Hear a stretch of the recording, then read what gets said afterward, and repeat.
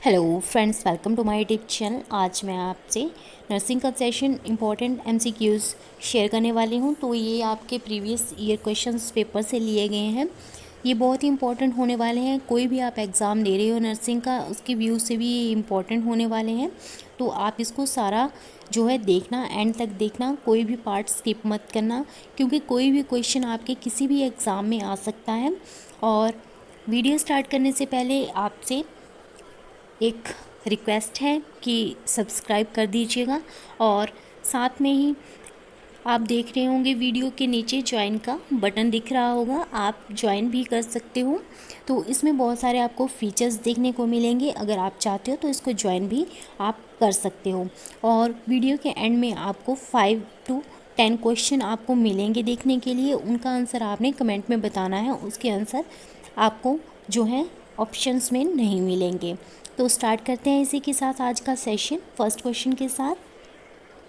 First question is shock can be defined as. Shock को हम कैसे डिफाइन कर सकते हैं? तो इसका ऑप्शन है hypotension, hyper perfusion of tissue, hypoxaemia and all of these above. तो हाइपोटेंशन से हम शॉक को डिफाइन कर सकते हैं, yes. And hyper perfusion of tissue से हम शॉक को डिफाइन कर सकते हैं, यस।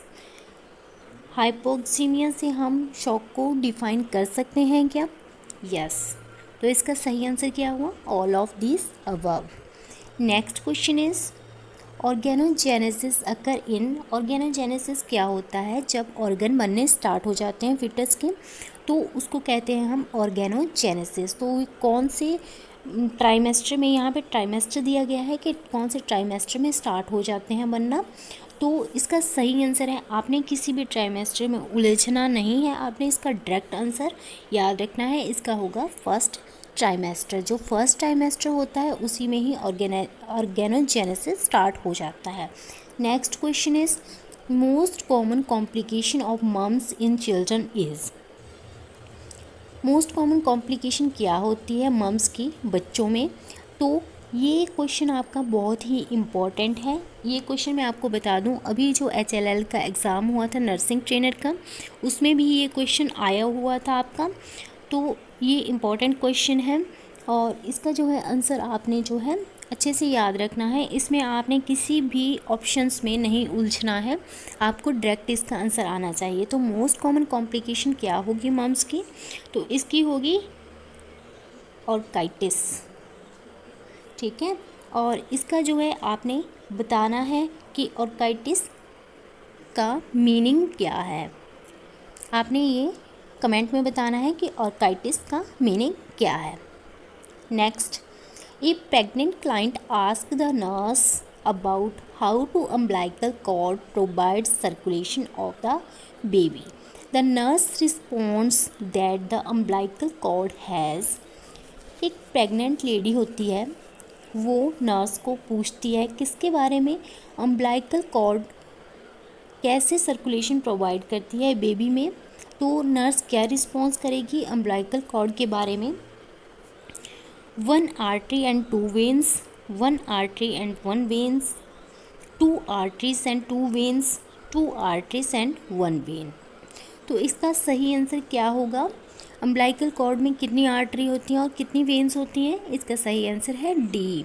इसमें 2 आर्टरीज होती हैं और 1 वेन होती है। तो आपने बताना है कि ऑक्सीजनेटेड ब्लड कौन कैरी करता है। मैं अम्बिलिकल कॉर्ड की बात कर रही हूँ। ऑक्सीजनेटेड और डीऑक्सीजनेटेड कौन कैरी करता है? आपने बताना है आर्टरी कौन सा ब्लड कैरी करती है एंड वेन कौन सी ब्लड कैरी करती है। नेक्स्ट क्वेश्चन है a feeding problem among infant. Feeding problem infant में इसको हम क्या बोलेंगे? चोकिंग, हिकअप्स, एस्पिरेशन या रिगर्जिटेशन। कौन सी फीडिंग प्रॉब्लम होगी इन्फेंट्स में? इसकी होगी रिगर्जिटेशन। रिगर्जिटेशन क्या होता है? जब आपका जो है स्टमक का कंटेंट वापस आपका इसोफेगस में आ जाता है, तो उसको हम कहते हैं regurgitation. Next question is cold calorie test used to check the functioning of किसकी फंक्शनिंग को चेक करने के लिए कोल्ड कैलोरी टेस्ट किया जाता है? Option is heart, hypothalamus, brain stem या पोन्स। तो किसके फंक्शनिंग को चेक करने के लिए कोल्ड कैलोरी टेस्ट किया जाता है? Cold calorie test is done for the check the functioning of brain stem. ये इसका सही आंसर होगा। Next question is cause of pulmonary embolism. Pulmonary embolism का कॉज क्या है? Clots, fat molecules, air bubbles या ऑल ऑफ द अबव।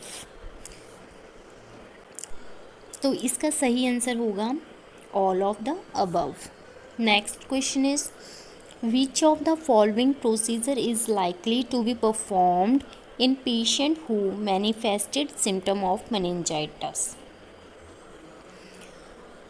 आपने कौन सा प्रोसीजर परफॉर्म करना है जिसको मेनिंजाइटिस के सिम्टम्स हैं?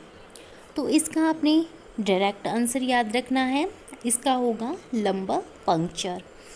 और आपने इस क्वेश्चन में कमेंट में बताना है कि लंबर पंक्चर के लिए कौन सी पोजीशन दी जाती है और कौन से लंबर को पंक्चर किया जाता है लंबर पंक्चर में। Next question is when assessing blood pressure. जब ब्लड प्रेशर को असेस करते हैं, the sounds that is heard through a stethoscope. Stethoscope से जो हमें आवाज़ सुनाई देती है जब हम आर्टरी के ऊपर प्लेस करते हैं स्टेथोस्कोप, तो उसको क्या हम बोलते हैं, उसको कौन सी साउंड हम बोल लेंगे? तो इसका सही आंसर है कॉटकॉफ साउंड। तो ये आपने डायरेक्ट याद रखना है क्योंकि आप इन ऑप्शंस में उलझ जाते हो एग्ज़ाम के टाइम में, क्योंकि सभी एक जैसा ही हमें लगेगा और जो है हम एग्ज़ाम में इसको अच्छे से याद नहीं कर पाएंगे। तो आपने क्या है डायरेक्ट याद रखना है। जब भी आपके पास एक क्वेश्चन आएगा, जब हम स्टेथोस्कोप से साउंड सुनते हैं तो उसको क्या कहते हैं? कॉटकॉफ साउंड बोलते हैं। Next question is which is use first to treat hypovolaemic shock. क्या यूज़ किया जाता है सबसे पहले ट्रीट करने के लिए हाइपोवोलेमिक शॉक को? तो इसका सही आंसर है आपका, यहाँ पे ऑप्शंस है प्लाज्मा। प्लाज्मा यूज़ किया जाता है? नहीं।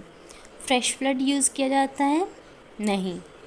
पैक्ड सेल यूज़ किए जाते हैं? नहीं। तो इसका सही आंसर होगा वोल ब्लड यूज़ किया जाता है हाइपोवोलेमिक शॉक को ट्रीट करने के लिए। Next question is bleeding after 24 hour of delivery is consider as postpartum haemorrhage. जब 24 आवर्स के बाद जो है ब्लीडिंग होती है उसको पोस्टपार्टम हेमरेज बोला जाता है। जब आपकी ब्लीडिंग कितने से ज़्यादा होगी?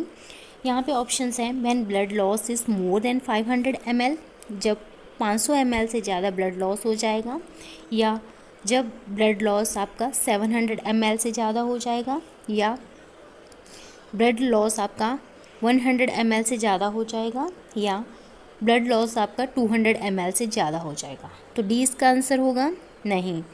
200 से ज़्यादा होगा तब हम उसको जो है पोस्टपार्टम हेमरेज नहीं बोलेंगे, 100 से ज़्यादा होगा तब भी इसको पोस्टपार्टम हेमरेज नहीं बोलेंगे। तो आपका जो है सही आंसर क्या होगा? जब आपका 500 हो जाएगा, 500 से ज़्यादा हो जाएगा, मोर देन 500, तो इसका होगा पोस्टपार्टम हेमरेज। तो इसका सही आंसर ये है। और जब आपका 700 ml भी हो जाएगा तब भी आपका पोस्टपार्टम हेमरेज ही है, लेकिन इसका सही आंसर आपका 500 ml होगा। विच of the following is non A defence mechanism. कौन सा इसमें डिफेंस मैकेनिज़्म नहीं है? रैशनलाइजेशन ये डिफेंस मैकेनिज़्म है, सब्लिमेशन भी डिफेंस मैकेनिज़्म आपका है, डिस्प्लेसमेंट भी डिफेंस मैकेनिज़्म है। तो कौन सा नहीं है? इनहिबिशन। तो डिफेंस मैकेनिज़्म पे मैंने एक अदर वीडियो बनाई है जिसमें सारे डिफेंस मैकेनिज़्म के बारे में बताया है, तो वो आपने ज़रूर देखनी है, क्योंकि जब हम कोई भी एग्ज़ाम देते हैं तो उसमें डिफेंस मैकेनिज़्म के 2 to 3 क्वेश्चंस ज़रूर होते हैं और डिफेंस मैकेनिज़्म में हम कंफ्यूज भी बहुत ज़्यादा होते हैं। तो वहाँ पे ऑप्शन सारे एक जैसे ही लगते हैं, तो डिफेंस मैकेनिज़्म में कंफ्यूज नहीं होना है। एक बार आपने वीडियो विज़िट करनी है, देखना है, और उससे आपको अच्छे से समझ आ जाएगा। नेक्स्ट देखते हैं, massaging medicine over the skin is, skin पे मसाज करते हैं, कोई ऑइंटमेंट लगाते हैं, उसको हम क्या कहेंगे? इनक्शन, इन्हलेशन, इंस्टिलेशन या इरिगेशन।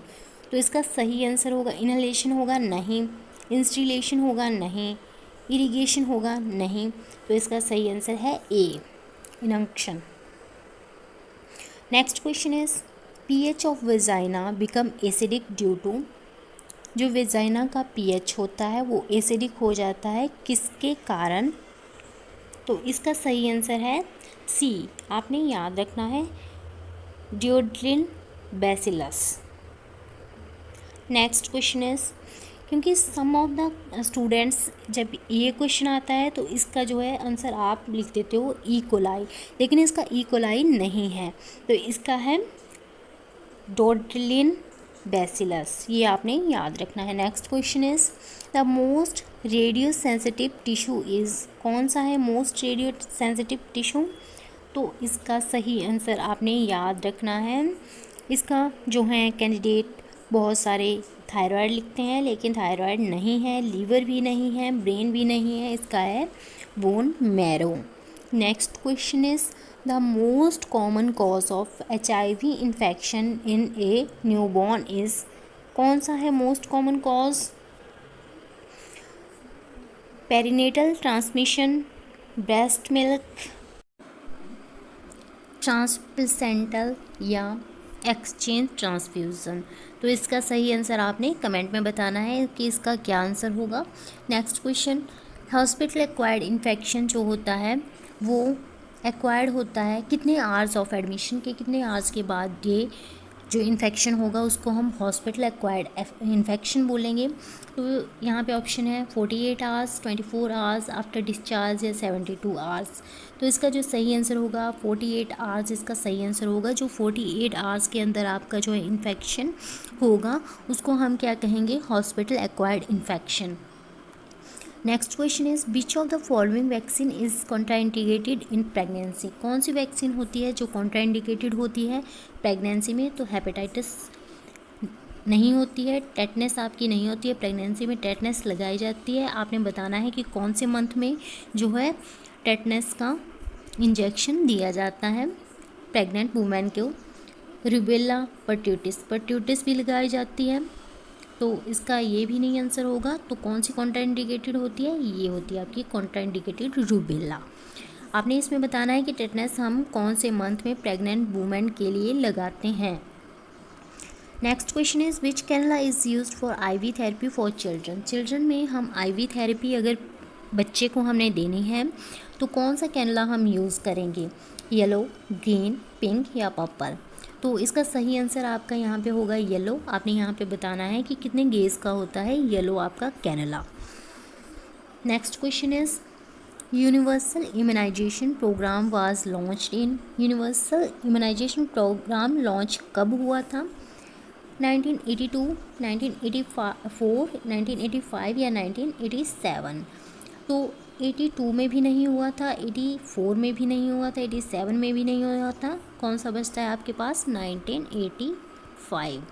1985 में जो है यूनिवर्सल इम्यूनाइजेशन प्रोग्राम आपका लॉन्च हुआ था। तो नेक्स्ट आपके पास यहाँ पे क्वेश्चन है, ये सेशन आपका ख़त्म होता है। यहाँ पे क्वेश्चंस हैं, इनका आंसर आपने कमेंट में देना है। फर्स्ट क्वेश्चन है आपके लिए, nurses day held on, nurses day कब मनाया जाता है? Health minister of India, India के हेल्थ मिनिस्टर कौन है?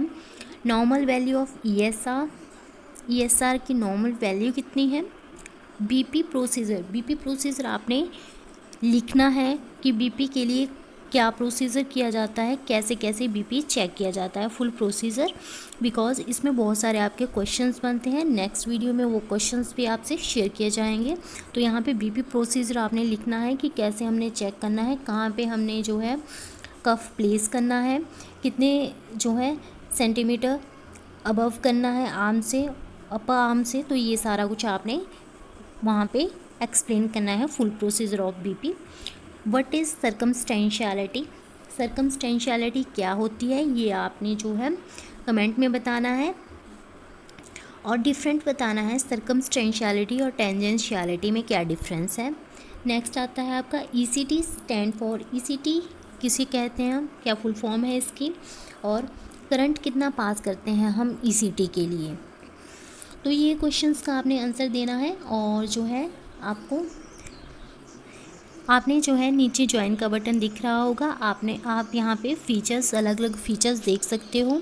तो यहाँ पे बहुत सारे आपको फीचर्स मिलने वाली हैं, इसको ज्वाइन करके आप जो है उनका फ़ायदा उठा सकते हो। तो इस वीडियो में इतना ही। अगर वीडियो की इन्फॉर्मेशन अच्छी लगे तो लाइक शेयर एंड सब्सक्राइब ज़रूर कीजिए। Thanks for watching.